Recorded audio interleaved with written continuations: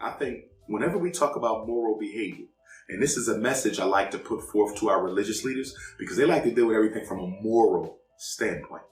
One of the fallacies with that is if people are not getting their basic needs met, morality is irrelevant. For example, people talk about how back in the 30s and the 40s, coming out of Reconstruction, just before the Civil Rights Movement, towards the end of the rise of the Garvey movement, people say, well, we had our families. Most black women was married. Most black men was married. We still had our vagrants and our delinquents, but largely we were a self-respecting, upstanding, self-employed community. We had our own business. We had our own moral fabric, our culture, and now look at us now. We do whatever we want. We come out the house half dressed. We don't respect the women. We don't respect the men. We don't respect the children. But a lot of this is the result of economic desperation. The black man had a family because he was able to provide for a family.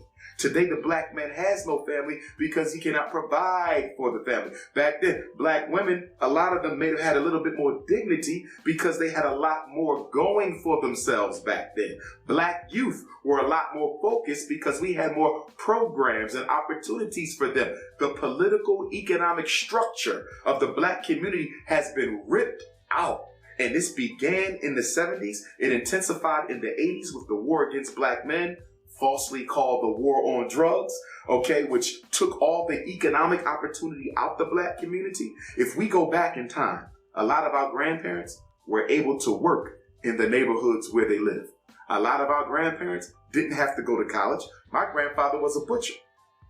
Him and my grandma, they live in an excellent home, okay, grandmom-in-law, okay, his wife, they live in a nice home, okay, live comfortably. We know a lot of African Americans who are elders in their late 60s going up until their 80s who were able to make a decent living as a laborer with no college. But in the 70s, they said, okay, we have to do something about this because black people are amassing enough wealth to compete with white folk. They're taking over the jobs. So what are we going to do? I know what we're going to do. We're going to deindustrialize the inner city. Remember, black people came up to the north during the Great Migration to take jobs while the white man went to war. Okay, we weren't allowed to fight in World War I, but they did allow us in World War II. So we came to New York. We came to Philadelphia for work during the war. Well, when the war was over and white men came back, guess what? The black folk got laid off. But a lot of us went into business as plumbers, electricians, carpenters, and we were able to take care of ourselves by looking out for the needs of other black families. So what did they do? Deindustrialize the inner city high schools, take out the trade programs. You can hardly find a high school now that teaches you to be a plumber, an electrician, a carpenter. It's all gone. To do what? Make sure black men can't feed their families. Make sure black women can't feed their families. And then they started sending everybody to college, which produces nothing but debt because most black folks with master's and doctorate degrees can't find a job. So you ain't got no skill to eat. You got a college degree, but you can't find a job because most of the degrees we get in college are only useful if there's white people hiring you.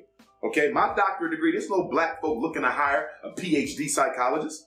So most of our college degrees are dependent on being hired by the American economic system, you see. And so basically they brought the drugs in. You got all these unemployed black men. No economy. CIA brings the drugs in. We got an economy. Crack. So black men started selling the only thing that was available to bring in income, and that was drugs. But if you look at it through a moral lens, oh, he's wrong. How can he sell drugs? Yes, it's wrong, but he's doing it out of a necessity. And if you're not going to give him an opportunity to do anything else, it will continue. Who were the original criminals in America? Who were the original drug dealers? The alcohol, selling the booze, the gangs, Jewish immigrants, Italian immigrants, Irish immigrants. They were the ones breaking the laws. They were the ones running the rackets, the numbers, the drugs, because they were not considered to be white folk until the 1940s. But in the 1940s, the United States government decided to make Southern European immigrants white folk. They gave them the police department, the fire department, the civil service jobs downtown. And as a result of that, they moved up. That was their economic stimulus package. Black people never got an economic stimulus package. All we did was take over the underworld that was formerly controlled by the Southern European immigrants.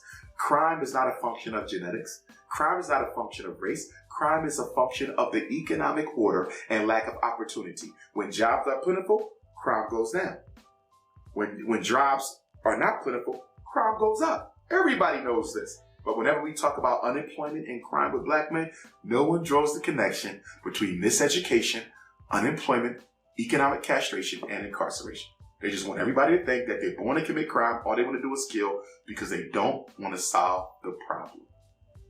All right.